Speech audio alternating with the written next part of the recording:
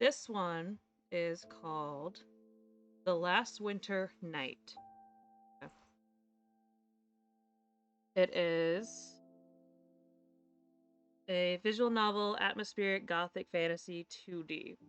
Haunt a suit of armor, explore an abandoned castle, remember your past, and bring an end to the tragedy you uncover in this melancholy yet hopeful visual novel.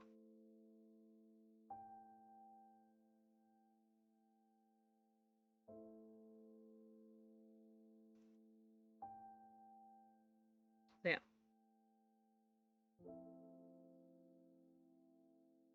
Click on objects to interact with them. Has your journey been long? Then highlighted word. But at last you've returned, like you promised. Click or press space to advance right. Welcome home. Here we go. Options. Okay. Can I do feels great? Yay! I love that.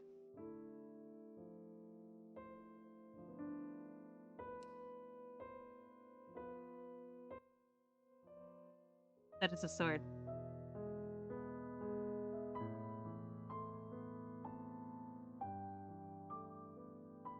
I keep that up for you guys. We'll go from there.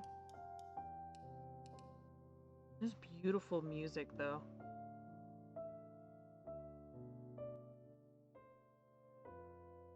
I like the guess we're okay. I don't know the skip button scene text, trace transitions. We'll just I'm not gonna click.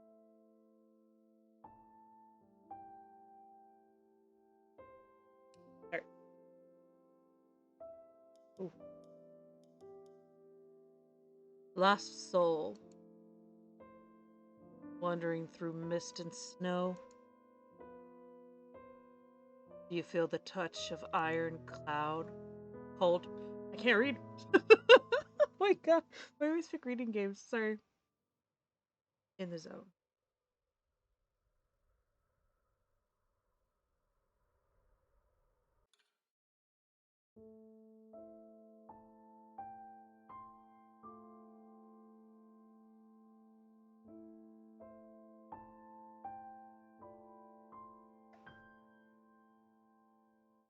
Before I awoke, there was nothing.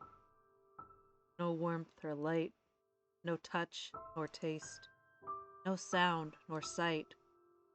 No dreams. No fears. No memories. Only an emptiness as vast and boundless as the sunless sea. I am nothing. Was nothing. Then, the shock of everything comes all at once. Like a still heart beating back to life. The dam surrendering to the flood. Cold, dark, wind, fear, no, sound, questions, words, thoughts. Before this moment, I had no self. Now, in an instant, the world of the living forms around me, or rather, I take form in it. Flung into existence, already knowing of life and what comes with it. Because I have lived before, died before. That hasn't changed. My wife. Hi, hearts. How are we today? How you doing? This I know with every breath I do not draw. Feel. The wind howls. Darkness settles around me like a cloak. I sense the cold, but its bite I do not feel. One advantage of having no body, I suppose. Can't imagine anything surviving the storm for long. Moments pass. I remain still for some time, letting the sensations of the world around me flood my consciousness, bringing me back to the flow of time itself. Its passage I know I once felt with painful clarity. The world of the living is a finite and fragile one. I cannot breathe. Fleeting as frost beneath the morning sun. How you doing, baby girl? We are good. We had some OBS issues to start with because everybody was getting off work and school and everybody was on the internet.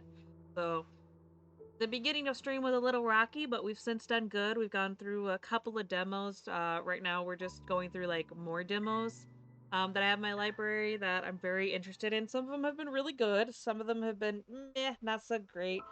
But I'm really enjoying a lot of them. How are you doing today? Listen. The roar of the wind, the creaking of iron, the song of a place abandoned by time.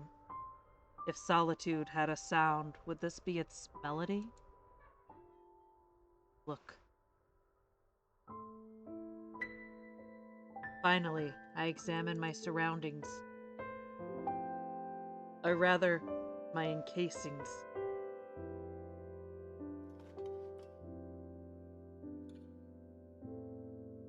I open and close my hand, and an armored gauntlet responds, steel finger plates clinking softly with each motion. There are no living fingers within them, no flesh, not even bone, yet they bend to my wishes still. I twist my arm, and the vambrace and counter move as if they were one with my true body. The rings of a male shirt clatter against my empty. Okay, we picked up fancy words today. We gotta test my southern education of I don't know the words for armor pieces, and I feel bad. I'm good, just got home and settled. Yeah, make sure you stretch, hydrate, get you some nice yummy foods to eat. My empty cuirass. I feel so bad. This is such a great game and novel, and it's beautiful. I just don't know how to pronounce words, and I'm stupid. I'm gonna look it up. Hang on. We're gonna fix this. How pronounce? I know. Wait. Cuirass.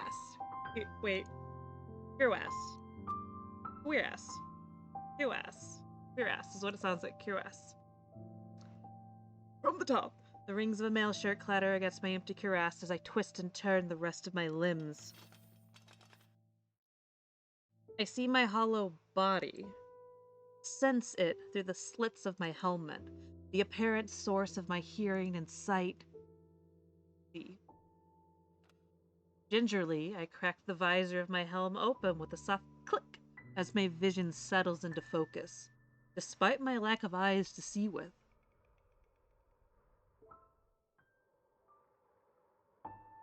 The first thing I see is myself. My reflection, rather, in a broken mirror on an old stone wall. An empty helm stares back at me. In the mirror, I twist and turn and see this hollow steel somehow respond to me, like it belongs to me. Was this my armor? No memories come to me. Not yet. Whatever revelation I expect will not arise so easily, it seems. I don't have the slightest idea where I am or who I was when I was alive.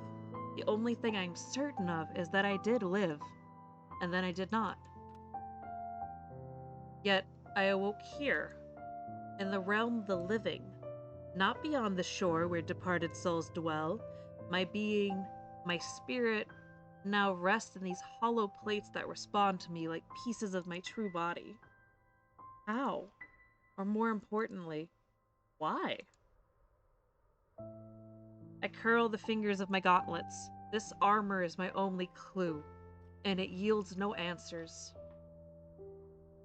All in good time, whatever my name was. You have all of eternity to find your answers now. Yet, despite the cold and rigid nature of the metal, Something about the steel shell surrounding me feels comforting, protective, and safe, like the arms of a father, and not only because it is armor. Perhaps it once defended me. Why else would my spirit be drawn to an empty case of cold steel? Perhaps in time, its familiarity will shed light on my questions. For now, I turn to the rest of my surroundings.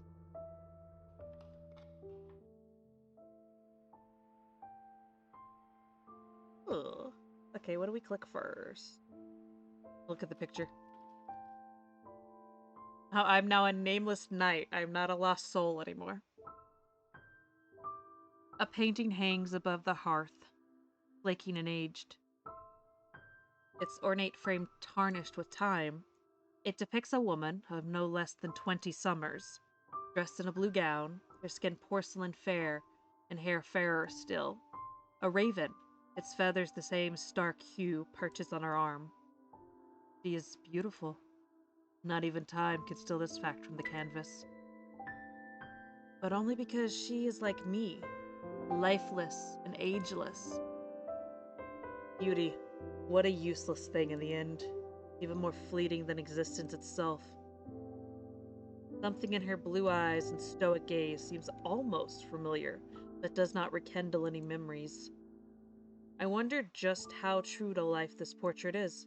Did the artist attempt a more flattering visage?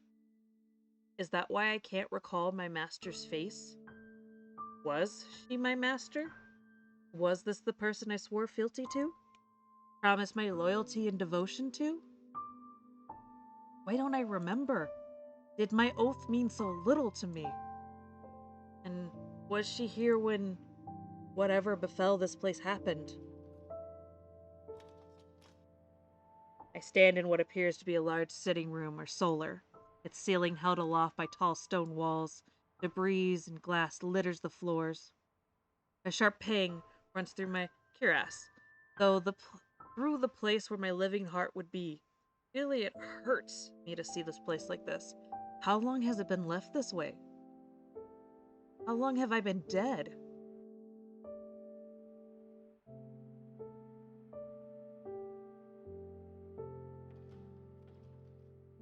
A cold stone hearth with only ashes remaining. No fire has been lit here for a long, long time. But luckily, I have no need to keep warm in my current body. I approach the arched windows on the other side of the room. Set against stone walls and rimmed with frost, several of the glass panes are now shattered. Once, they must have stood proudly, scattering the sun's rays in diamond-shaped patterns against the floors. Now, they are jagged and broken, sharp as an iron eater's maw. Outside, the world is a blur of white and dark that stretches as far as I can see. A bright moon shines in a pitch-black sky. I see my image in the glass, a knight with no face staring back. In moonlight, against the black glass, I notice more details on my armor. It is pitch black, with ravens carved in painstaking detail across its steel plates. A dark blue sash hangs against its cuirass. Time and weather have not been kind to it, but it must have been beautiful once. The metal clinks as I examine myself in the glass. It is old and tarnished, and yet I don't see a trace of damage from battle. Not even a scuff. It would have lain disused while it was still brand new. Was this armor only a piece for show? What a waste of a serviceable suit. Or perhaps I never had the chance to wear it. What would then draw me to it now, if my body did not fall while wielding?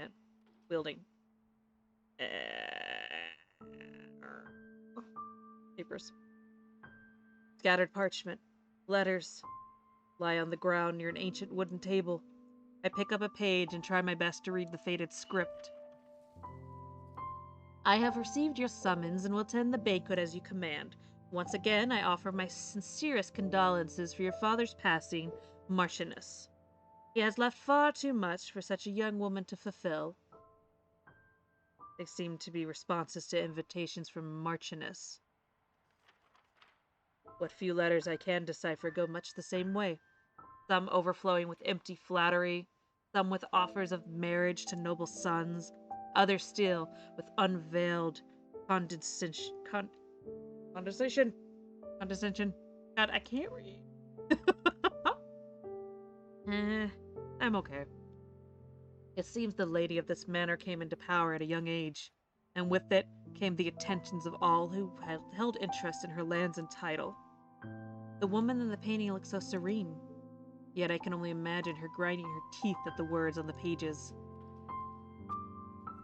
Ooh, I can pick left or right, left or right. We're going left. Left or right, left or right, left. Oh, what is this? Ooh, hang on. Too many. Oh, crap. Hold up.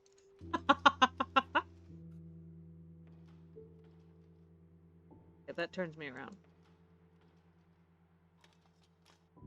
A heavy set of doors lead further into the castle.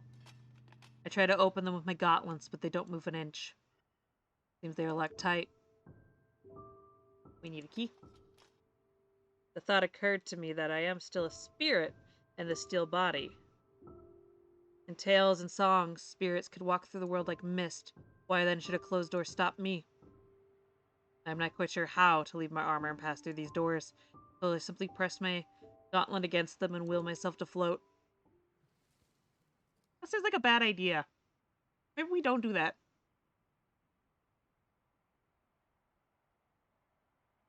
I am nothing. I never was. Oh, don't do that. But didn't I?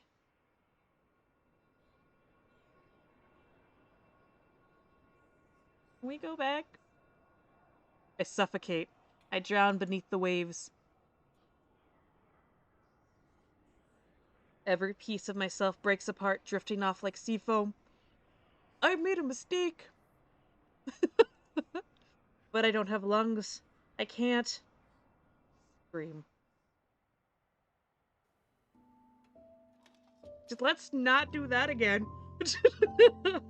That's a bad idea. Cold grips me as I settle back into black steel. Back into my armor. My lifeline. My tether. Quickly as it begins, the frigid sensation fades. Yet somehow still, I shiver. I see why the stories of spirits called the tales of the mist. Without a tether, I'll drift again. Fall apart again. Dissipate into mist itself. I shake myself, rattling my hauberk's rings. I cannot go back to the nothingness of that space between this shore and the next. Not again. If I want to go further, I'll have to find that blasted key. Uh-huh. No, I hear you. Okay, that's the room with all the stuff on it.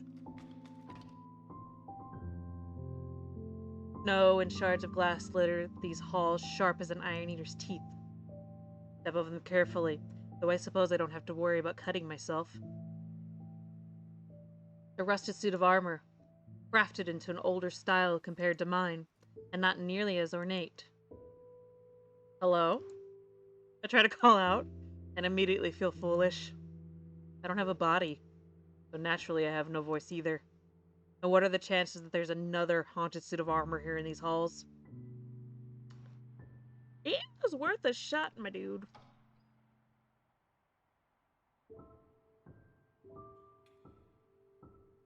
This looks like a storage room of some sort. Crates and furniture are heaped near the entry, almost like a barricade. These crates made up a barricade it clearly did not last. What appears to be a hatch lies at the end of the room. I try to lift it. After some resistance, it creaks open to pitch blackness. Suppose I shouldn't have expected anything else, but it startles me now staring into it, just how suffocating the darkness feels.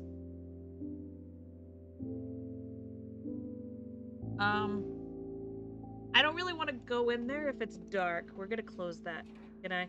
It wouldn't be wise to step in without light. A flame or lamp of some kind. I should leave the cellar entrance alone for now. Yeah, no. 100%. Wait, what? But how can a young girl lead us? If not for her, the North would be yours, Tristan. Did I imagine a voice just now? Or...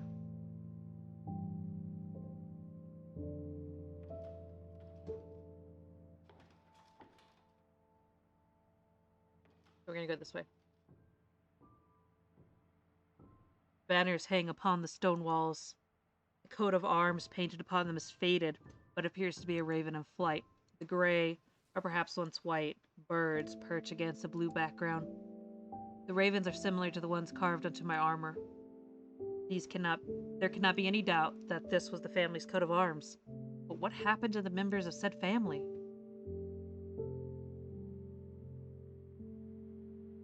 A grand window in an arching hallway, at least the glass here is intact. Snow is piled high against it, obscuring the night. It almost feels that this place is frozen in time.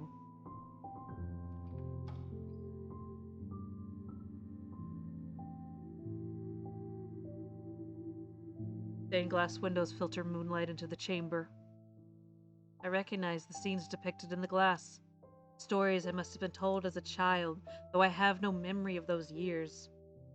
Lit with moonlight, they show the hero Tristan wandering the mist, a lantern in one hand and a sword carved from a linden tree in the other.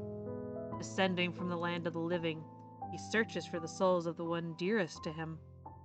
The tale never ends happily. The shores of the sunless sea are no place for the living. Right, the glass is still intact. Whatever arose in this castle, this room seems to have been spared.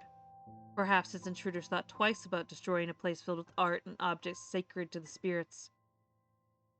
As a spirit myself, I cannot say I feel any need to haunt this room in particular, however.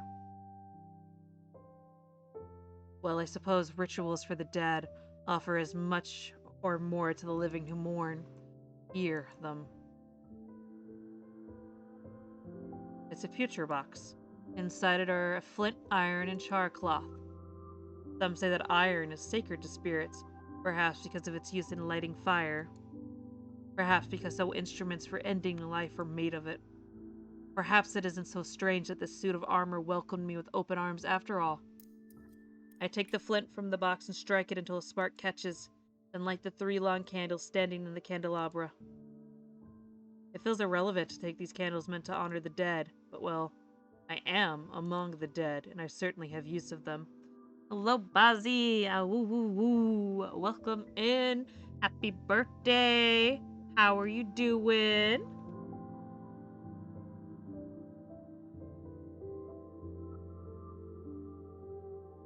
Candles of all shapes and size cover the chamber. Recollections swim through my murky memories. Lighting candles for the fallen is supposed to guide them to the shore beyond the sunless sea and burn away their mortal regrets. Either nobody thought to light one for me, or whatever burdens I had weighed too greatly to be lifted by flickering flame.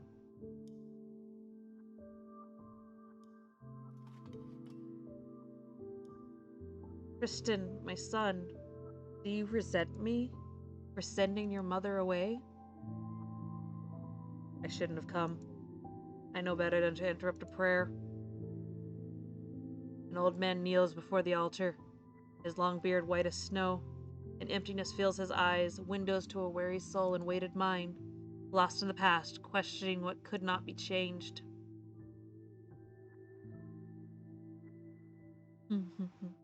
I loved him. I always did. But at the same time, I thought him foolish. Perhaps it was jealousy speaking, the yearning for his favor that made me cast aside my feelings and all attempts to surpass my duties. Now I know the weight, shackles of regret. Why ask such questions, father? We both know. Having both a mistress and a bastard under your roof would ruin you. Father? What was that? Candelabra. It's hard not to keep thinking of you as little lady. There's precious little difference between protective and belittling brother. A man stands before a suit of polished tournament armor, the dark steel gleaming black like a raven's wing. His sister urges his acceptance of the gift. The circumstances of their births meant that one received all their noble father's land and titles, the other nothing. Could a single suit of carved steel appease him? Who?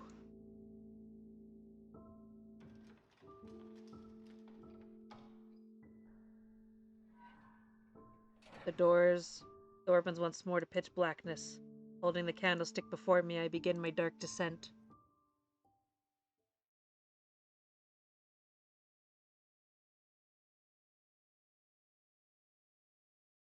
Eating tortellinis? Nice. Black. Black. My sabatons clang on stone. My hauberk's woven chains rattle. The sound of my armor feels almost deafening in this deathly quiet.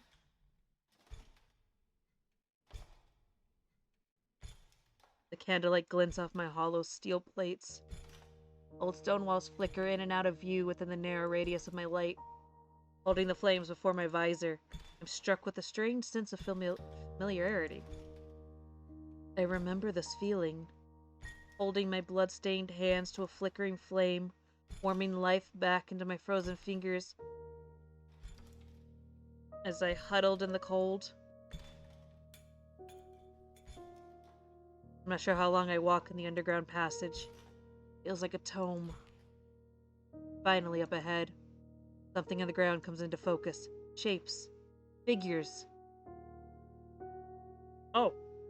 Bodies. Bones still dressed in the leather. Plate armor.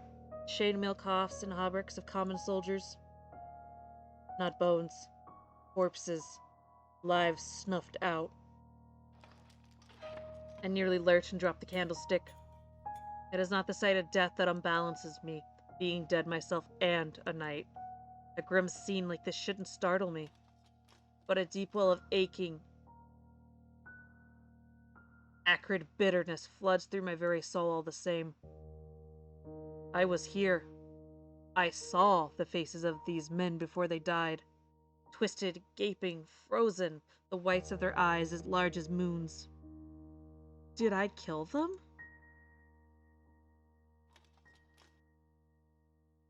Soul leers out of a chainmail cough as I approach. The flames before me flicker as my gauntlets curl reflexively. Anger, disgust, hatred. These and many more unnameable feelings fill the hollow space of my cuirass. Emotions in the living run through flesh, weighed by the mind, metered by the heart, but a spirit has no such gateway, no barrier against the flood of feelings that make up the soul. The question is not what I did to those soldiers, but why.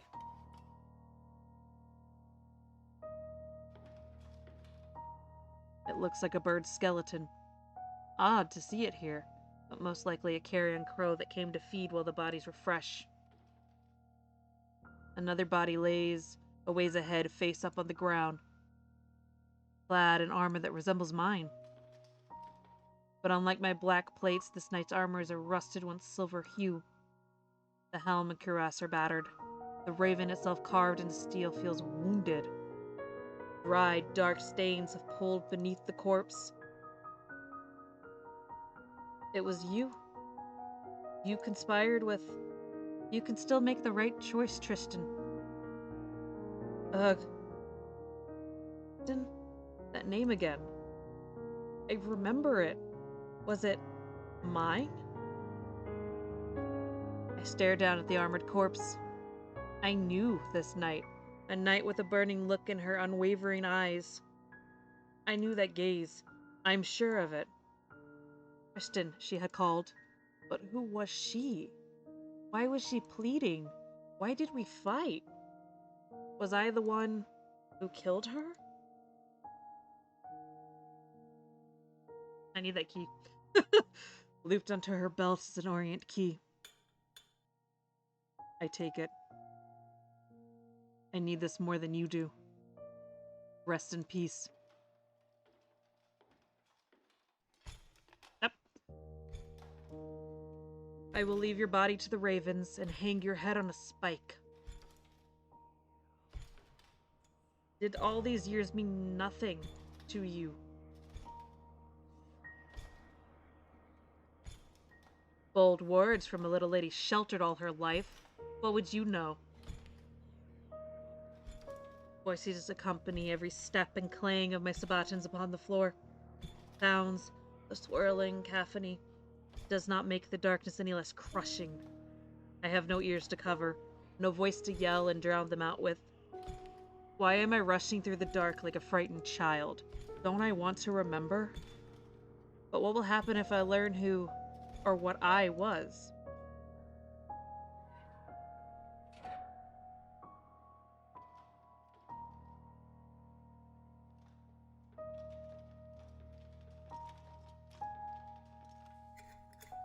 I fit the key I took from the fallen knight into the lock and twist it. The hinges creak loudly as I oh, so now we're Tristan. The hinges creak loudly as I push the great doors open. The ruins of the castle's inner halls and the scene in the cellars are nothing compared to what lies before me. Oh my god. The bodies twisted at the tables are dressed in were once fine clothes. Furs, dyed silks, and remnants of embroidered wools. I spy skeletons with rings on bony fingers, gold teeth set into skulls. Nobles dressed for death in all their finery. Bodies lay crumpled over long tables in a grand hall, their surfaces covered with overturned plates, goblets, and platters. The floors are buried in similar wreckage. Dark stains have seeped into wood and stone and cloth. A banquet for the dead. Not only lords and ladies lie here. The bodies of knights and soldiers also litter the hall. The soldiers' corpses are dressed similarly to the ones in the cellars. The knights. A few wear colors and armor unfamiliar to me, but the others. As I pass the remains of the men and women dressed in armor that mirrors my own, painful hot flashes flare within my cuirass. A brief memory. A face. A voice. I knew each and every one of these knights. Why is my body not among them? Where is the armor I would have worn as their brother in arms? Tristan. Don't you dare, Tristan. Lady Lind, you must retreat. It's too dangerous. And leave everyone to be slaughtered? Blood and death. Screams and steel. Enemies from all sides. A brother leads his sister away from the chaos. He does not recognize the trap laying in wait until too late. So where does this leave me? Castle in ruins. A massacre within its halls. The lady who ruled them missing. As was her brother, whose empty suit of armor remained. Did I do this? I don't know for certain yet. There could be another explanation. I can keep searching for answers. I can deny this tale. But I am a spirit, a soul, a collection of memories, an echo. How can I deny the truth of the guilt that floods through my hollow shell? Is this my story? Is this how my tale ends?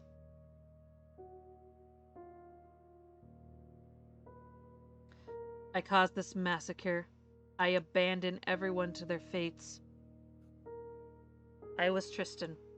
I abandoned my comrades and liege in their direst hour and fled to save myself. And now in death, I wander the earth as penance, trapped in this steel shell, a coward in the guise of a knight.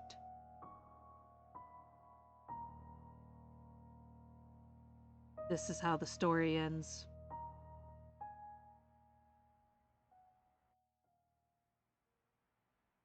Are you cold? grandmother? Leave me be, child. The young man obeys, but not before adding another log to the fire. Sparks fly as the flames hungrily swallow wood, bathing the room in long, flickering shadows. He is almost thirsty. No, Jesus, nope. He is almost 30, but still carries himself with that boyish grace and gentle demeanor not unlike father's, or yours. Too kind, too knave for his own good and the good of this house. Never in my long years have I understood how our cruel winters can forge such mild, malleable souls. When I finally pass, the North will fall into his uncertain hands, but at last it won't be any concern of mine. The only certainty in this land is violence and steel. That lesson I have never forgotten. I huddle in the chair by the fire. Pulling the quilts tighter about my shoulders is no use. Every year, at the eve of your death, a chill fills the surface of my skin, seeping into my old bones, the cold no fire could ever warm. Is it your spirit reminding me of my failures? You remain here, on this side of that black and bitter shore. Do you watch me? Blame me? Are you waiting for me?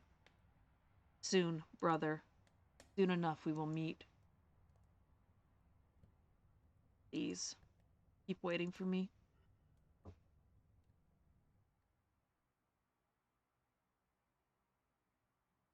Ending 1. Bitter Memories.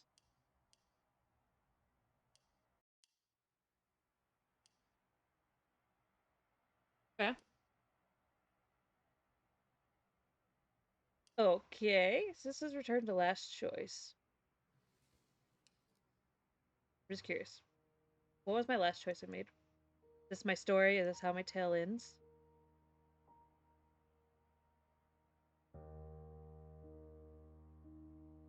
Oh, I missed the no.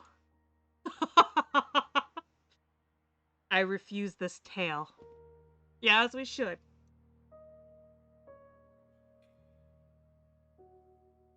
I refuse this ending.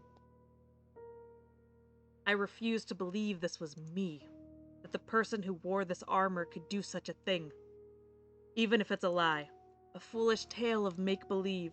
I want to believe in him. In me. You can still make the right choice, Tristan. Tristan? Please. The Marchioness. I still don't know what happened to her. Did she escape? Oop. Okay, so I did not know that you could make it in there. Let's go. I almost thought that was over, and then I was like, wait a second. There's a choice. I come before another set of doors at the end of the hall. From the sound of the wind beyond the walls, they must lead outside. I push against the doors. They don't move an inch. Locked as well? Damn it, why? Kristen, don't you dare. I will find you. Just please, stop. I lean against the door, bearing the weight of my armor against it. I hear wood crack and iron groan. It doesn't budge. Where's my voice? Let me through, damn it. Let me out. I grip my gauntlets into the wood, iron gorging. Like the tips of claws, my skeleton of plates twisted and creaking. I bash the maw of my visor into oak again, and again, and again, and again, wishing I could grow iron teeth to tear, and tear, and tear, and tear, and tear it apart. Tristan. Damn this voice. Damn these useless memories. Damn this worthless shell. Don't you dare. Leave. Leave me be. What does anything matter? I'm dead now. You're dead too, aren't you? My shell slumps against the door. I pound my empty claws into the stone floor. The twisting of my steel bones sound like a metallic snarl. Damn this castle. Damn these halls where nothing lives or stirs, but neither do the dead belong. Damn this armor. Damn whoever I was. I can't bear this. I can't. I won't. So I drift. I slip away from my armor. I let go of my tether and wade through the black waves of the sunless. Don't you dare. Don't you dare think of leaving me, Tristan. I won't, Lynn.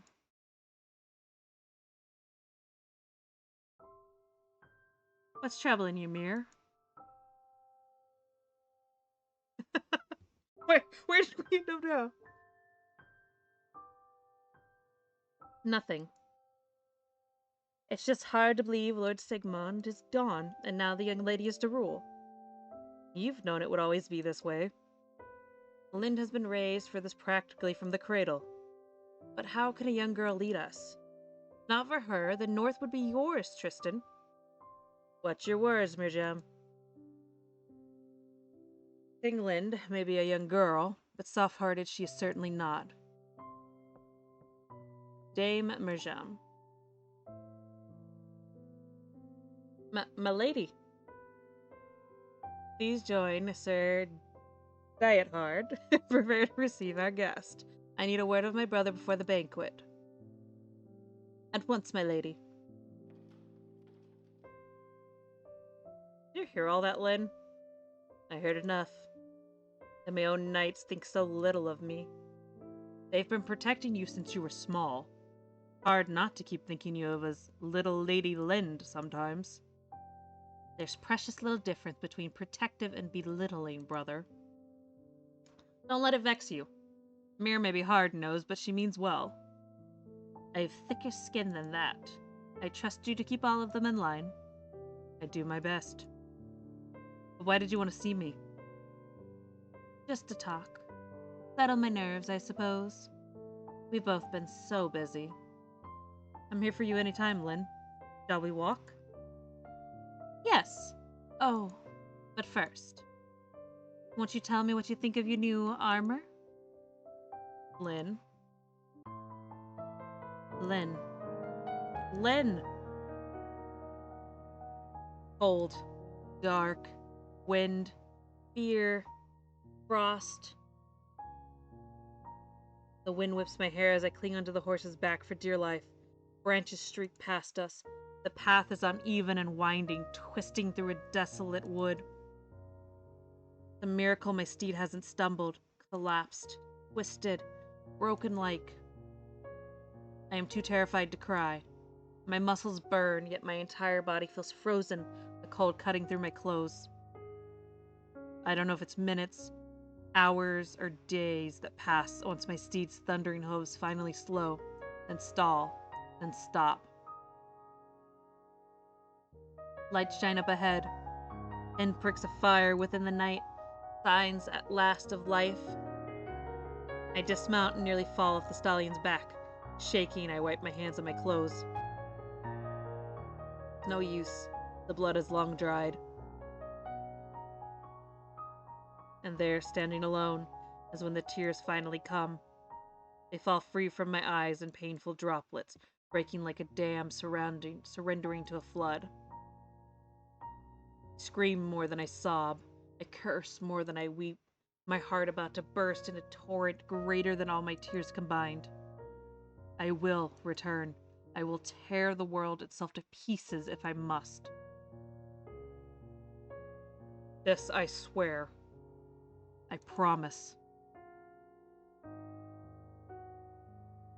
Ah. The Last Winter Night.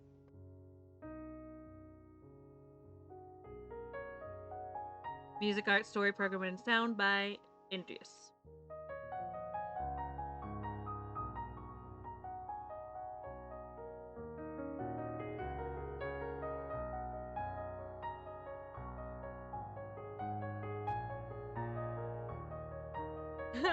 It's Ellie. Hey, you've reached the end of the demo. Thank you so much for playing.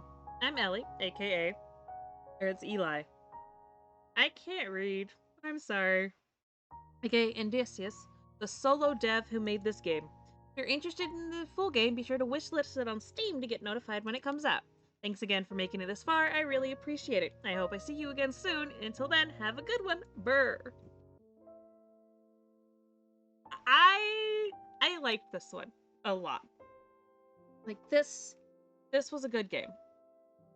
Add to my wish list.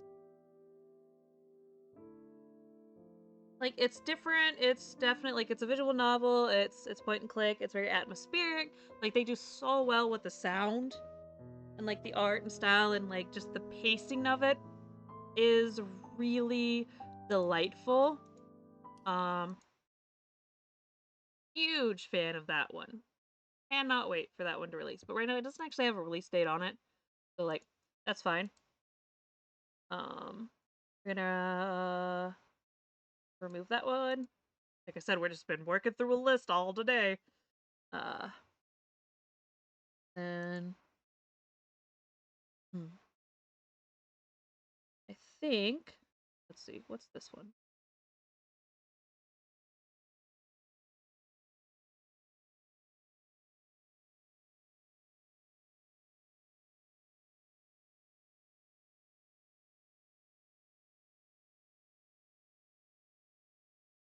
That one.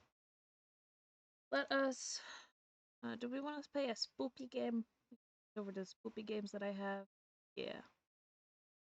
Or a puzzle platformer set.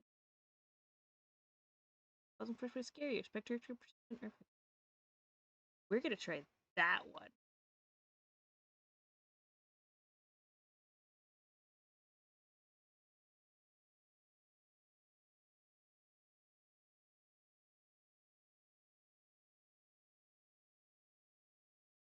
The Rihanna was for the